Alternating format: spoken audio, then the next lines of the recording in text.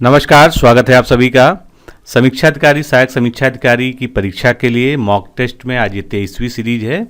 इसमें हम लोग अति महत्वपूर्ण 30 प्रश्नों को सॉल्व करेंगे और उनकी व्याख्या को भी देखेंगे।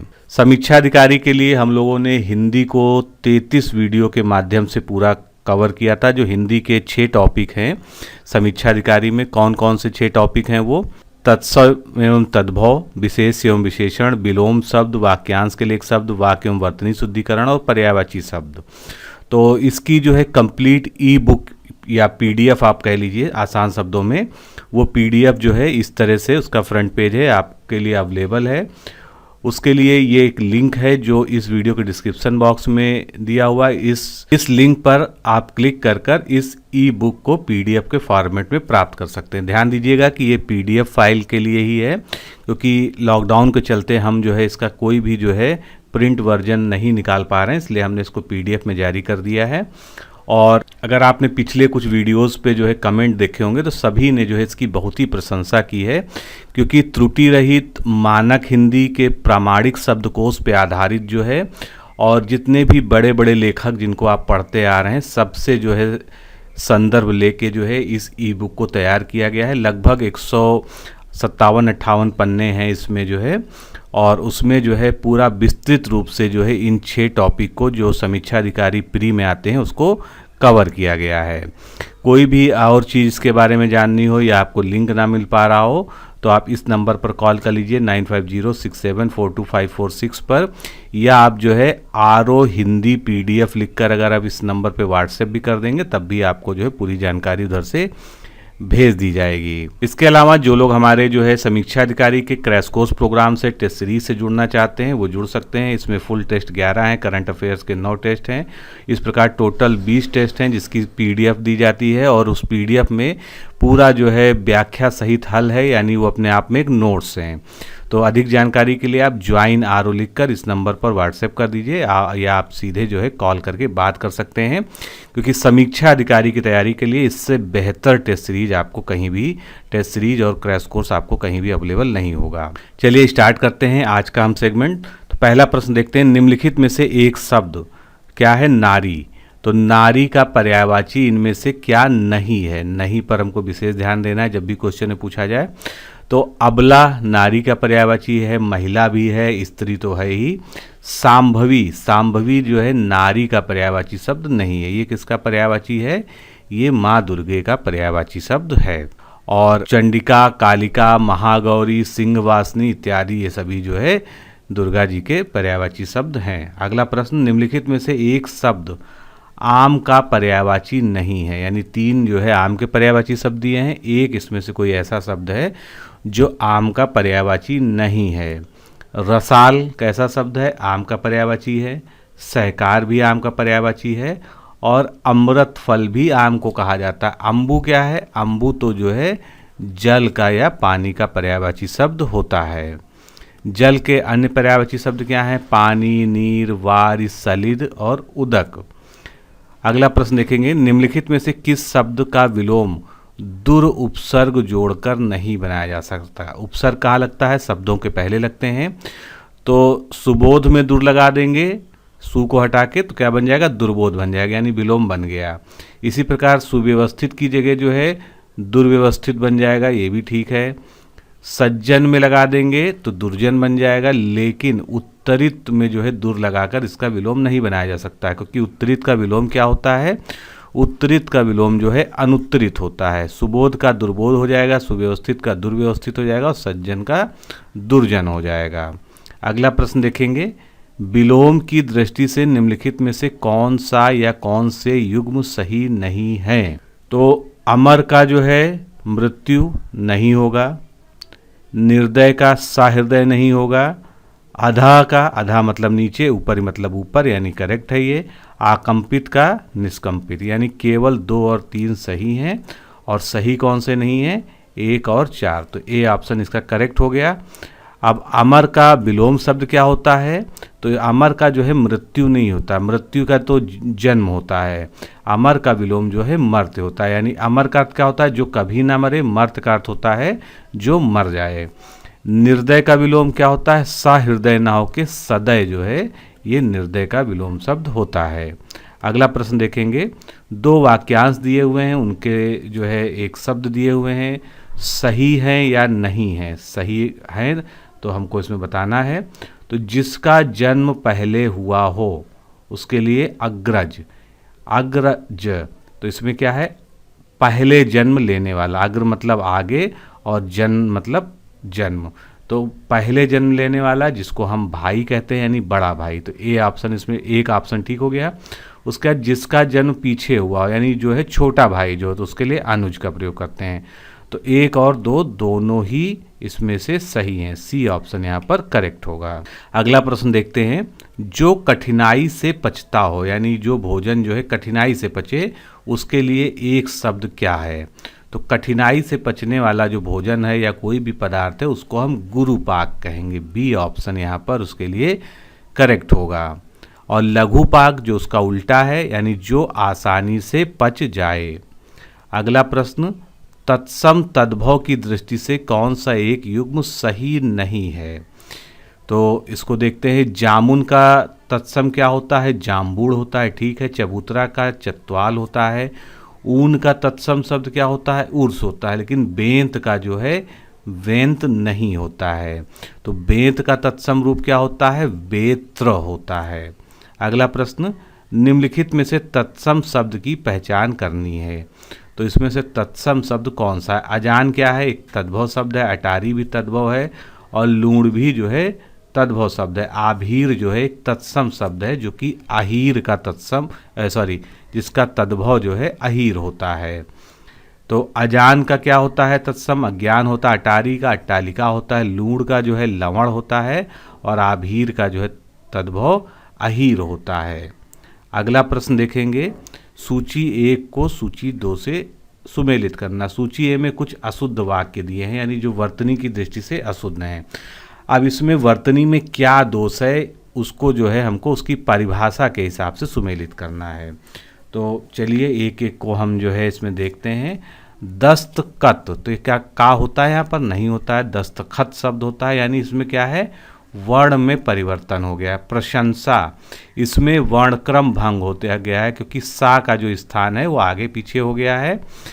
निर्लंब, इसमें जो है व्यंजन का लोप हो गया है। सदृश में व्यंजनागमन हो गया है। इसको हम अभी डिटेल में भी समझते हैं।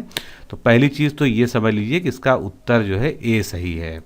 अब वर्ण परिवर्तन क्या होता है, किसी वर्तनी में किसी वर्ण के स्थान पर अगर दूसरा वर्ण लिख देने पर क्या होता है, वर्तनी अशुद्ध हो जाती है। जैसे दस्तखत की जगह क्या सही होना चाहिए, दस्तखत होना चाहिए। वर्णक्रम का भंग होना यानी वर्तनी में किसी वर्ण का क्रम बदलकर वर्तनी जो है अशुद्ध हो जाए। जैसे प्रशंसा, और सही कैसे लिखेंगे प्रशंसा को, इस तरह से प्रशंसा सही लिखा जाएगा। व्यंजन का लोप, किसी वर्तनी में व्यंजन के ना लिखने पर वर्तनी अशुद्ध हो जाती है। जैसे निर्लंब है तो इसका सही रूप क्या होना चाहिए, निर्वलंब होना चाहिए। व्यंजनागमन, इसमें जो है शब्द में अनावश्यक व्यंजन के प्रयुक्त हो जाने से वर्तनी अशुद्ध हो जाती है। जैसे सदृश से जो है तो यहाँ पर या का प्रयोग जो है अपेक्षित नहीं था। सदृश शब्द जो है बिल्कुल ठीक होता है। अगला प्रश्न देखेंगे, नीचे दिए गए वाक्य में किस प्रकार की अशुद्धि है। तो पहले हमको अशुद्धि पकड़नी पड़ेगी। वह दृश्य देखकर मेरी आंख में आंसू आ गया। अब आप आंसू के बारे में जानते हैं कि थोड़ा सा अपवाद वाला शब्द है। ये जो है हमेशा जो है बहुवचन में प्रयोग होता है। तो आंसू आ गया की जगह आंसू आ गए होना चाहिए था यहाँ पर, यानी इसमें क्या है, वचन संबंधी अशुद्धि इसमें है। तो आंसू शब्द का प्रयोग सदा बहुवचन में होता है, अतः वाक्य में वचन संबंधी अशुद्धि है। और शुद्ध वाक्य किस तरह का होगा, वह दृश्य देखकर मेरी आंखों में आंसू आ गए। अगला प्रश्न, निम्नलिखित में से विकारी शब्द कौन सा। विकारी शब्द आप जानते हैं कि जिसका जो है रूप जो है प्रयोग के अनुसार बदल जाते हैं। तो विकारी शब्द में जो है कौन कौन से शब्द आते हैं, सबसे पहले जो है पहला ऑप्शन ही इसमें सही है, विशेषण इसमें आता है। बाकी विकारी शब्द जो है क्या परिभाषा होती है, लिंग वचन काल आदि के परिवर्तन से जो है जो शब्द बदल जाते हैं उनको हम विकारी कहते हैं। हिंदी में प्रमुख रूप से 4 प्रकार के विकारी शब्द हैं। संज्ञा, जैसे लड़का है तो लड़के हो जाएगा, लड़कियां भी हो सकता है। विशेषण है, पीला का प्रयोग के अनुसार वो पीले भी लिखा जा सकता है, पीली भी लिखा जा सकता है। सर्वनाम में वह, वे, वही, ये उसका परिवर्तन हो गया। क्रिया गया है, गई है, गए हैं आदि, यानी संज्ञा, सर्वनाम, विशेषण और क्रिया, ये चारों क्या है, विकारी शब्द हैं। अब हम अविकारी या अव्यय की बात कर लेते हैं। तो अव्यय का शाब्दिक अर्थ होता है जो व्यय ना हो, यानी जो खर्च ना हो। तो अव्यय ऐसे शब्द को कहते हैं जिसके रूप में लिंग, वचन, पुरुष, कारक इत्यादि के कारण कोई भी विकार उत्पन्न नहीं होता। ऐसे शब्द हर स्थिति में अपने मूल रूप में ही बने रहते हैं। चूंकि अव्यय का रूपांतर नहीं होता है, इसीलिए ऐसे शब्दों को क्या कहते हैं, अविकारी शब्द कहते हैं। अव्यय के प्रमुख भेद क्या हैं, तो 4 प्रकार के प्रमुख अव्यय बताए गए हिंदी व्याकरण में। एक तो हो गया क्रिया विशेषण, दूसरा हो गया संबंध बोधक अव्यय, तीसरा हो गया समुच्चय बोधक अव्यय और चौथा हो गया विस्मयादि बोधक। आगे चलते हैं, अगला प्रश्न देखते हैं। दिए गए विकल्पों में से पुल्लिंग प्लस एक वचन गुणवाचक विशेषण का पता लगाना है। अब इसमें तीनों ही शर्तें जो फुलफिल कर रहा हो उस सेंटेंस को हमको देखना होगा। यानी वो विशेषण पुल्लिंग होना चाहिए, एक वचन होना चाहिए और गुणवाचक होना चाहिए। तो पहले वाक्य पे नज़र डालते हैं, वह बहुत अच्छा है। अच्छा शब्द क्या है, एक विशेषण है, ठीक है। कैसा विशेषण है, अच्छा है यानी स्वभाव बता रहा है, यानी ये क्या है, गुणवाचक विशेषण भी हो गया। अब अच्छा है यहाँ पर जो है पुल्लिंग हो गया, क्योंकि अगर स्त्रीलिंग होता तो अच्छी लिखा होता। अब अच्छा है ये क्या है, एक वचन भी है, इसलिए हमारा ए ऑप्शन जो है बिल्कुल सही है। अन्य उदाहरणों पर विचार कर लेते हैं। वह बहुत अच्छी है, तो ये क्या है, स्त्रीलिंग एक वचन है। वह बहुत अच्छे हैं, पुल्लिंग बहुवचन है। 1 दर्जन बच्चे खेल रहे हैं, पुल्लिंग है, बहुवचन है और ये संख्यावाचक विशेषण है। अगला प्रश्न, हाल ही में जयपुर को विश्व धरोहर स्थल का दर्जा प्रदान किया गया है। इसके साथ ही यह विश्व धरोहर सूची में शामिल होने वाला भारत का किस क्रम का स्थल है। हमको यहाँ पर क्रम बताना है, 36वां है, 40वां है, 38वां है या 42वां है। चारों ऑप्शन आपके सामने हैं। तो ये कौन से क्रम का है, 38वें नंबर का जो है ये विश्व धरोहर सूची में शामिल होने भारत का स्थल है। यूनेस्को की विश्व धरोहर समिति में जयपुर को विश्व धरोहर सूची में शामिल करने की घोषणा 6 जुलाई 2019 को की गई थी। वर्तमान में इसको शामिल करके प्रमाण पत्र भी प्रदान कर दिया गया है। यह विश्व धरोहर सूची में शामिल होने वाला भारत का 38वां स्थल है। जयपुर के समावेश होने के बाद यूनेस्को की विश्व धरोहर सूची में शामिल होने वाले भारत के विरासत स्थलों की संख्या बढ़कर अब कितनी हो गई है, 38 हो गई है। अब इसमें जो है जो कैटेगरी का वर्गीकरण होता है, जैसे इसमें 38 में से 30 स्थल कैसे हैं, सांस्कृतिक संपत्तियां हैं, 7 जो है प्राकृतिक संपत्तियां हैं और 1 जो है मिश्रित है। यूनेस्को के बारे में थोड़ा सा जानना जरूरी है। यूनेस्को का पहले फुल फॉर्म देखते हैं, UNESCO, ये जो है हमने इसका एब्रीविएशन लिखा, फुल फॉर्म हो गया the United Nations Educational, Scientific and Cultural Organization. इसका गठन 4 नवंबर 1946 को किया गया था। इसका मुख्यालय पेरिस जो कि फ्रांस में है स्थित है। इसका उद्देश्य शिक्षा, विज्ञान तथा संस्कृति के क्षेत्र में सहयोग करना तथा अंतर्राष्ट्रीय शांति एवं सुरक्षा की स्थापना करना है। अगला प्रश्न, वैश्विक शांति सूचकांक यानी ग्लोबल पीस इंडेक्स 2019 जो अभी तक लेटेस्ट है, इससे संबंधित निम्नलिखित कथनों पर हमको विचार करना है।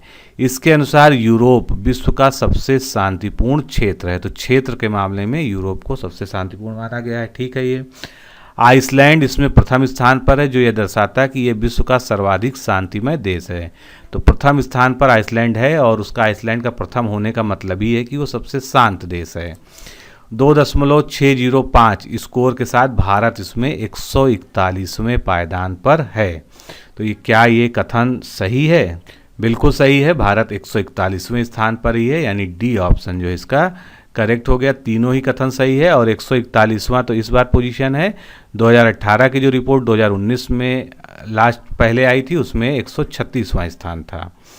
अगला प्रश्न, नमूना पंजीकरण प्रणाली यानी सैंपल रजिस्ट्रेशन सर्वे या सिस्टम किन संकेतकों के विश्वसनीय वार्षिक अनुमानों को उपलब्ध कराने वाला एक बृहत स्तरीय जनसांख्यिकीय सर्वेक्षण है। यानी इसमें हम क्या क्या जो है अनुमान शामिल होते हैं।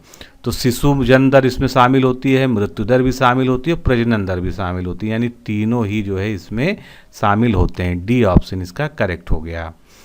नमूना पंजीकरण प्रणाली यानी सैंपल रजिस्ट्रेशन सिस्टम राष्ट्रीय व राज्य स्तरों पर शिशु जन्म दर, मृत्यु दर, प्रजनन व मृत्यु संबंधी संकेतकों के वार्षिक डेटा को उपलब्ध कराने वाला एक बृहद स्तरीय जनसांख्यिकीय सर्वेक्षण है। अगला प्रश्न, विरासत समाधान योजना किससे संबंधित है? तो नाम में सुनने में क्या लगता है कि विरासत लिखा है, इसका मतलब जो है किसी ऐतिहासिक जो है इमारत से या उस तरह का कोई हेरिटेज साइट से रिलेटेड कोई योजना होगी, लेकिन इसके उलट जो है ये जीएसटी से पूर्व के जो सेवा कर व उत्पाद शुल्क से संबंधित उसके समाधान के लिए विरासत समाधान योजना प्रारंभ की गई थी। तो जीएसटी से पूर्व के सेवा कर तथा उत्पाद कर संबंधी मुकदमे के समाधान हेतु विरासत समाधान योजना घोषणा की गई थी। यह कर विवादों के समाधान की एक योजना है। अगला प्रश्न, निम्नलिखित में से एक असत्य कथन को हमको चुनना है।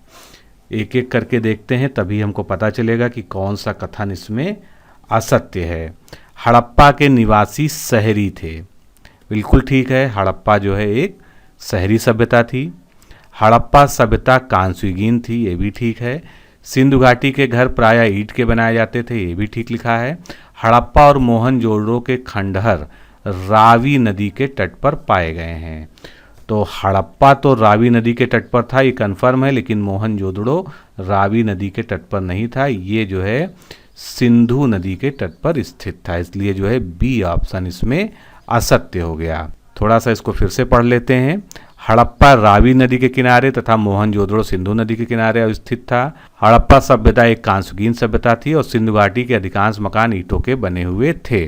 अगला प्रश्न देखेंगे, 1875 ईस्वी में स्वामी दयानंद सरस्वती के द्वारा हिंदू धर्म को प्रतिष्ठित करने के लिए स्थापित किए गए आर्य समाज के 10 सिद्धांतों में से कौन से सिद्धांत सही नहीं है? नहीं को पहले हम अंडरलाइन करते हैं, यानी हमको नहीं वाले पे जो है ध्यान देना है। तो मूर्ति पूजा का समर्थन, पहला ही पढ़ के लग रहा है कि ये गलत है, बिल्कुल गलत है।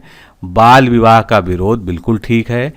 कर्म सिद्धांत व आवागमन सिद्धांत का विरोध, ये जो है क्या है, विरोध नहीं किया गया था, गलत है। स्त्री शिक्षा में विश्वास, ये सही है। तो सी ऑप्शन सही है, यानी 1 और 3 इसमें गलत हैं।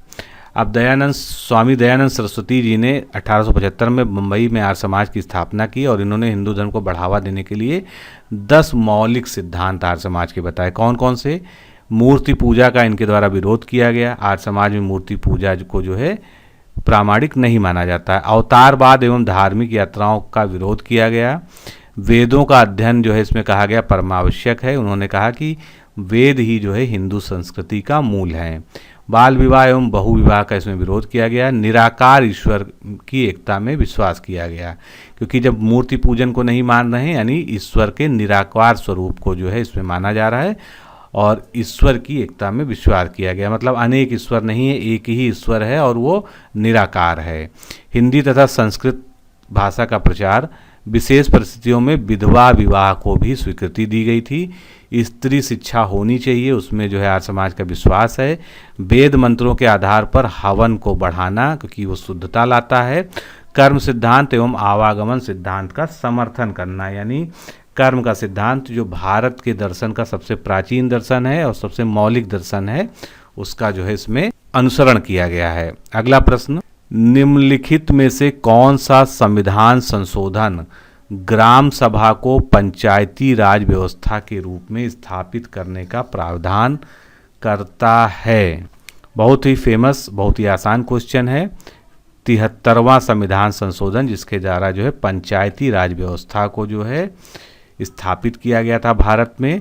तो 73वां संविधान संशोधन अधिनियम ग्राम सभा को पंचायती राज व्यवस्था के रूप में स्थापित करने का प्रावधान करता है। भारतीय संविधान में 73वां संविधान संशोधन अधिनियम ने एक नया भाग यानी भाग 9 को शामिल किया, जिसका शीर्षक है पंचायत, और इससे संबंधित प्रावधान संविधान के अनुच्छेद 243 से 243 ओ तक किए गए हैं। इस कानून ने संविधान में 11वीं अनुसूची को भी जोड़ा, यानी क्या क्या शामिल हुआ, संविधान में भाग 9 शामिल हुआ और 11वीं अनुसूची भी जोड़ी गई, जिसमें पंचायतों की 29 कार्यकारी विषयों का उल्लेख किया गया है। कभी कभी अनुच्छेद भी पूछ लेते हैं। तो 243 का क्या है, ग्राम सभा के बारे में बताता है। 243 खा पंचायतों के गठन के बारे में बताता है। 243 गा पंचायतों की संरचना कैसी होगी, यानी त्रिस्तरीय संरचना के बारे में। 243 गा पंचायत में स्थानों का आरक्षण कैसे होगा। 243 अंगा जो है ये पंचायतों की अवधि आदि के बारे में। 243 चा सदस्यता के लिए निरर्हताएँ क्या है उसके बारे में डिस्कस करता है। 243 6 में पंचायत की शक्तियाँ, प्राधिकार और उत्तरदायित्व दिए हैं। अनुच्छेद 243 जा में पंचायतों द्वारा कर अधिरोपित करने की शक्तियाँ और उनकी विधियाँ बताई गई हैं।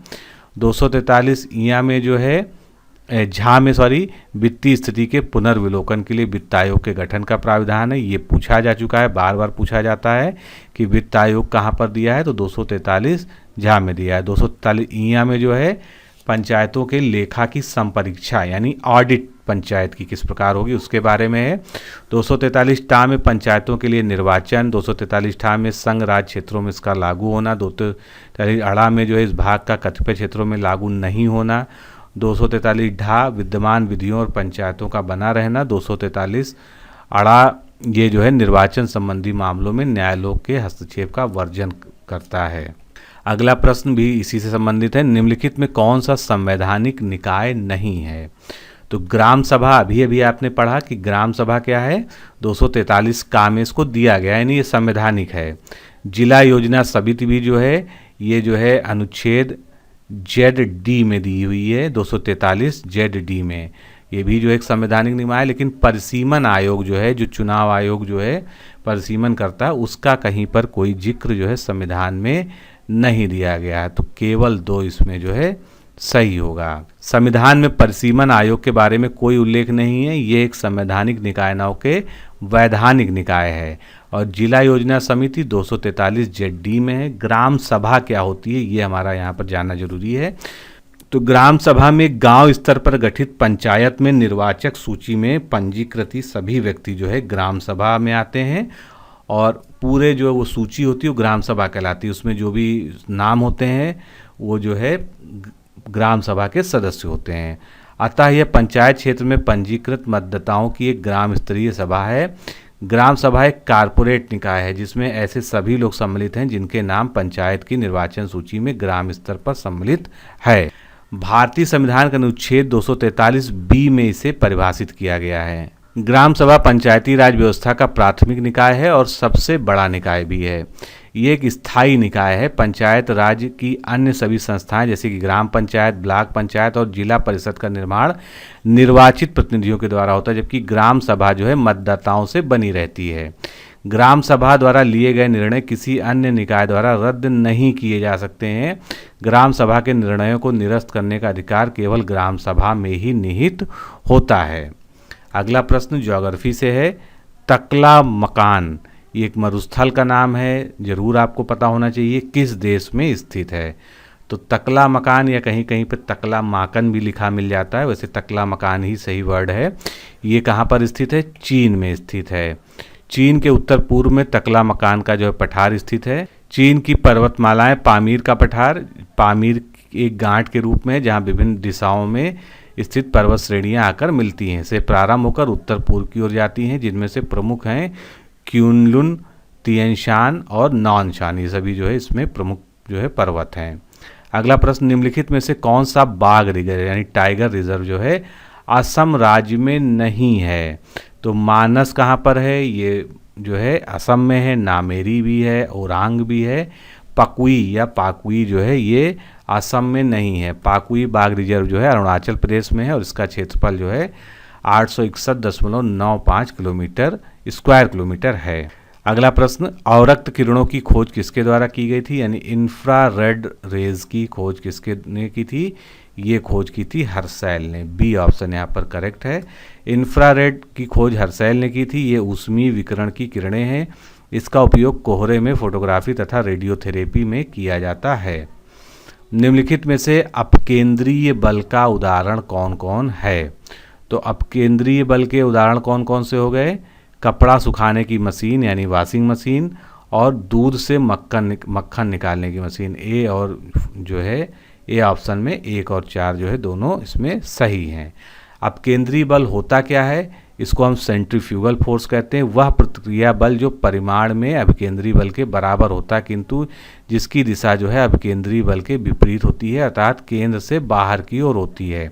यानी जो है केंद्र से बाहर की ओर किनारे की तरफ जो है ये बल कार्य करता है। वॉशिंग मशीन, दूध से मक्खन निकालने की मशीन आदि जो है अपकेंद्रीय बल के सिद्धांत पर कार्य करते हैं। इसका उलट बल जो है अभिकेंद्रीय बल होता है, जिसको हम सेंट्रीपिटल फोर्स कहते हैं। इसलिए जो है वस्तु वृत्ताकार मार्ग पर चलती है तो बल जो है वृत्त के केंद्र की ओर कार्य करता है। यानी अगर जो है इस तरह से जो है कोई वस्तु चल रही है तो उसका बल जो है केंद्र की तरफ जो कार्य करता है उसको जो है हम अभिकेंद्रीय बल कहते हैं। पृथ्वी का सूर्य के चारों ओर घूमना, इलेक्ट्रॉन का उसके नाभिक के चारों ओर चक्कर लगाना, ये सभी अभिकेंद्रीय बल के उदाहरण हैं। इसके अलावा सूर्य एवं चंद्रमा के शक्तिशाली गुरुत्वाकर्षण बल, पृथ्वी पर उत्पन्न होने वाले 2 बलों अभिकेंद्रीय बल और केंद्रोन्मुख बल तथा अपकेंद्रीय बल या जिसको हम केंद्रापसारित बल कहते हैं के फलस्वरूप जो है ज्वार भाटा की उत्पत्ति होती है। तो ज्वार भाटा में गुरुत्वाकर्षण बल तो होता ही है, साथ में जो है पृथ्वी का जो अभिकेंद्रीय बल है और अपकेंद्रीय बल है उसके कारण जो है ज्वार भाटा आते हैं। इस बल के परिणाम स्वरूप समुद्री लहरों का ऊपर उठकर आगे की ओर बढ़ने की प्रक्रिया ज्वार व समुद्री लहरों का नीचे की ओर गिरते हुए पीछे लौटने की क्रिया जो है भाटा कहलाती है। अगला प्रश्न, निम्नलिखित में से इनपुट डिवाइस कौन सी है? तो इनमें से जो है OMR, जिस कॉपी पर जो है आप एग्ज़ाम देते हैं तो उसको जो रीड करता है उसको हम OMR कहते हैं, जिसका पूरा नाम क्या हो जाएगा? ऑप्टिकल मार्क रीडर या ऑप्टिकल मार्क रिकॉग्निशन, दोनों ही इसका फुल फॉर्म हो सकता है। ये जो है इनपुट डिवाइस है, बाकी सभी आउटपुट डिवाइस हैं। अगला प्रश्न, कंप्यूटर की घड़ी की स्पीड की गणना किस यूनिट में की जाती है? तो जो कंप्यूटर में घड़ी लगी होती है वो जो गणना करती है वो बिट में करती है। बी ऑप्शन इसका सही होगा। अगला प्रश्न, कुछ जो है क्रांतियाँ दी हैं उनका किससे संबंध है? हमको इसमें जो है सुमेलन उसका करना है। सबसे पहले गुलाबी क्रांति की बात करते हैं तो ये झींगा मछली के उत्पादन से संबंधित है। फिर बात करते हैं हम धूसर क्रांति की, तो ये उर्वरक उत्पादन संबंधित है। सुनहरी क्रांति ये बागवानी यानी फलोत्पादन से ज़्यादातर संबंधित है। नीली क्रांति या जो है ब्लू रिवोल्यूशन ये मत्स्य उत्पादन या मछली उत्पादन से संबंधित है। तो इसका सही उत्तर क्या हो गया? सी ऑप्शन हमारा यहाँ पर करेक्ट होगा। अब जो है कुछ क्रांतियों को जो है थोड़ा डिटेल में देख लेते हैं। हरित क्रांति जैसे ग्रीन रिवोल्यूशन है, ये खाद्यान्न उत्पादन से संबंधित थी, विशेषकर गेहूं से। श्वेत क्रांति जो है ये दुग्ध उत्पादन से संबंधित है। पीली क्रांति खाद्य तेलों तिलहन फसलों के उत्पादन को बढ़ाने के लिए है। ब्लू रिवोल्यूशन या नीली क्रांति ये मत्स्य उत्पादन में वृद्धि के लिए चलाई गई थी। इसके बाद आ गई गुलाबी क्रांति या पिंक रिवोल्यूशन, ये प्याज और झींगा मछली के उत्पादन से संबंधित है। ब्लैक रिवोल्यूशन या काली क्रांति ये पेट्रोलियम खनिज तेलों के उत्पादन से संबंधित है और इसका संबंध कोयला उत्पादन से भी है। धूसर क्रांति जिसको हम ग्रे रिवोल्यूशन कहते हैं इंग्लिश में, ये उर्वरक यानी फर्टिलाइजर के उत्पादन संबंधित है। सिल्वर रिवोल्यूशन या रजत क्रांति ये भारत में अंडा और मुर्गियों की उत्पादकता के बारे में है। सुनहरी क्रांति या गोल्डन रिवोल्यूशन इसका संबंध बागवानी उत्पादन में वृद्धि है, जिसमें विशेषकर फल और सेब का उत्पादन है और शहद उत्पादन भी इसी के अंतर्गत आता है। एक है इंद्रधनुषी क्रांति जो है रेनबो रिवोल्यूशन, तो इसका मतलब क्या है? इसमें सारी क्रांतियाँ जो है मिली हुई, हरित, पीली, नीली, लाल, गुलाबी, भूरी, धूसर और अन्य सभी की क्रांतियों को साथ ले चलने का लक्ष्य जो है इंद्रधनुषी क्रांति में है। सदाबहार क्रांति जो है इसका उद्देश्य देश की मिट्टी को उन्नत बनाना, किसानों को लोन दिलाना, रेन वाटर हार्वेस्टिंग और कृषि शोध को बढ़ाना है। राउंड रिवोल्यूशन या गोल क्रांति ये आलू के उत्पादन से संबंधित है। अगला प्रश्न देखेंगे, राष्ट्रीय चावल शोध संस्थान यानी नेशनल राइस रिसर्च इंस्टीट्यूट या नेशनल पैडी रिसर्च इंस्टीट्यूट ये कहाँ पर स्थित है? तो ये जो है उड़ीसा के कटक में स्थित है। बी ऑप्शन यहाँ पर सही होगा। राष्ट्रीय डेयरी अनुसंधान संस्थान ये करनाल हरियाणा में है। ICAR भारतीय पशु चिकित्सा अनुसंधान संस्थान ये इज्जत नगर बरेली में है। भारतीय सब्जी अनुसंधान संस्थान ये वाराणसी उत्तर प्रदेश में है। अगला प्रश्न, सचिन तेंदुलकर के मध्य का नाम क्या है? यानी सचिन तेंदुलकर का अगर पूरा नाम स्पेल किया जाता है उसमें बीच में भी एक शब्द लगा रहता है। निश्चित रूप से आप लोग जानते हैं क्योंकि इतने महान खिलाड़ी के बारे में जो है सभी लोगों ने पढ़ रखा होता है। तो इसमें सही उत्तर क्या है? सचिन रमेश तेंदुलकर। ए ऑप्शन जो है यहाँ पर सही है। अगला प्रश्न, चंडीगढ़ को किसने डिजाइन किया था? तो चंडीगढ़ को जो है इटालियन जो कलाकार थे ली कार्बूजियर, इनके द्वारा जो है डिज़ाइन किया गया था। तो मित्रों, आज के सेगमेंट में हमने 30 प्रश्नों को पूरा किया। मिलते हैं अगले लेक्चर में। नमस्कार, धन्यवाद। साथियों, अगर आप आरओ परीक्षा की तैयारी कर रहे हैं और आप एक गंभीर अभ्यर्थी हैं तो आप हमारे इस क्रैश कोर्स प्रोग्राम से जुड़ सकते हैं, जिसमें कुल 11 फुल टेस्ट आपको प्रोवाइड कराए जाते हैं और करंट अफेयर्स के 9 टेस्ट। इस तरह से आपको कुल 20 टेस्ट दिए जाते हैं, जिसकी पीडीएफ फाइल आपको मिलती है। ऑनलाइन एग्ज़ाम देने की, ऑनलाइन टेस्ट देने की आपको सुविधा मिलती है, जिससे आप बिल्कुल परीक्षा कक्ष जैसा माहौल महसूस कर सकें। तो आपके सामने हमारे क्रैश कोर्स के टेस्ट सीरीज की एक डेमो पीडीएफ की फ़ाइल आपके सामने खुली है। इसी तरह से आपको जो है सारी पीडीएफ जो मैंने आपको बताया दी जाती है। सभी प्रश्न उनके जो है बाइलिंगुअल उनका ट्रांसलेशन, यानी जो है हिंदी इंग्लिश में प्रश्न होते हैं, लेकिन व्याख्या जो है संपूर्ण उसकी हिंदी में होती है।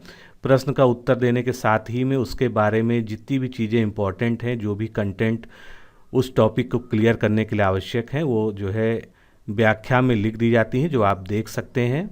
इसी प्रकार जो है आपको सभी टेस्ट जो आप देंगे ऑनलाइन उसकी पीडीएफ दी जाएगी। तो आप ये कह सकते हैं कि आपको जो है क्वेश्चन आंसर के फॉर्मेट में पूरा का पूरा नोट्स उपलब्ध कराया जा रहा है इस क्रैश कोर्स के माध्यम से। तो सबसे पहले आप हमारे इस डेमो टेस्ट की पीडीएफ फाइल को प्राप्त करें। उसका लिंक इस वीडियो के डिस्क्रिप्शन बॉक्स में, साथ ही पिन कमेंट में दिया हुआ है। अगर आपको कोई असुविधा है, आप उसको नहीं ढूंढ पा रहे हैं, तो आप 9506742546 पर कॉल करके मांग सकते हैं। और अगर आप हमारे क्रैश कोर्स से जुड़ना चाहें तो आप ज्वाइन आरओ लिखकर इसी नंबर पर व्हाट्सएप से भेज दीजिए। आपको क्रैश कोर्स से जुड़ने से संबंधित समस्त जानकारी रिप्लाई में दे दी जाएगी। कम से कम समय में सेलेक्टेड मटेरियल के साथ, टारगेटेड अध्ययन सामग्री के साथ और अति संभावित प्रश्न श्रृंखला के माध्यम से आरओ परीक्षा की तैयारी के लिए इससे बेहतर विकल्प शायद ही कहीं उपलब्ध है। अतः अपना निर्णय शीघ्र लें और इस क्रैश कोर्स प्रोग्राम से जुड़ें।